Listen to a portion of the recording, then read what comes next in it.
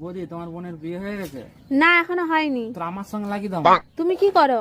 আমি এখন বাজাজ কোম্পানিতে সার্ভিস করি, 30,000 টাকা বেতন, উপর থেকে 40,000 টাকা কামিলি। আমার বোন নার্স, 30,000 টাকা বেতন আর নিচে থেকে 90,000 টাকা কামাই। এই যে স্যার, আমার বোনটাকে না আপনার কাছে প্রাইভেট পড়তে দিব, কিন্তু ওর একটা সমস্যা আছে। সমস্যা? আর কি সমস্যা? আমার কাছে কোনো ব্যাপারই না, সব সমস্যা সমাধান করে দেব।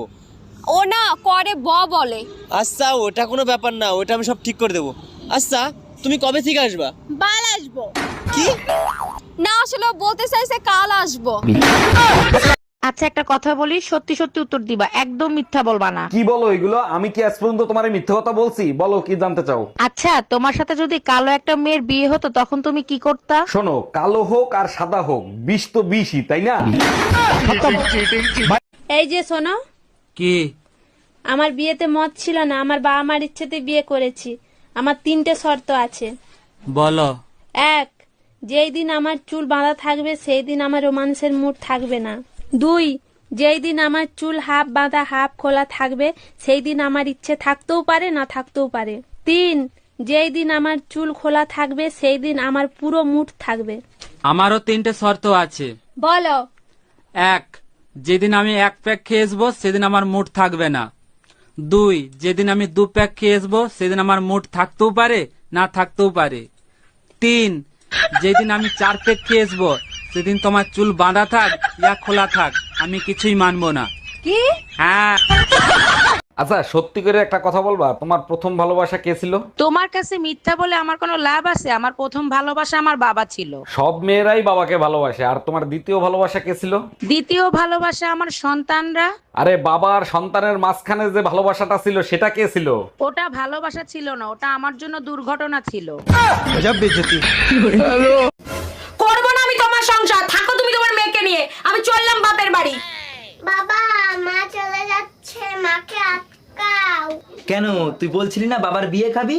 তোকে বাবার বিয়ে খাওয়াবো। কি মজা, কি মজা, বাবার বিয়ে খাবো, বিয়ে খাবো। ও, আমি বাপের বাড়ি চলে যাবো, তুই একটা নতুন বিয়ে করবি? তোর বিয়ে আমি করাচ্ছি, যাবো না আমি বাপের বাড়ি।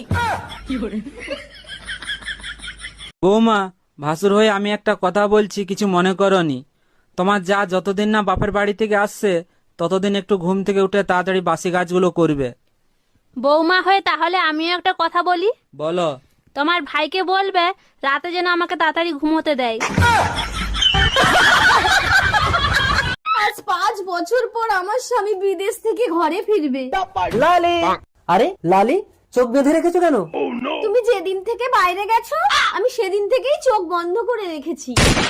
তার মানে 5 বছর চোখ বন্ধ করে রেখেছো? কিন্তু কেন লালি? স্ত্রীর চোখ শুধু স্বামীকেই দেখার জন্য, এই চোখ দিয়ে অন্য পুরুষকে দেখাটা যে পাপ।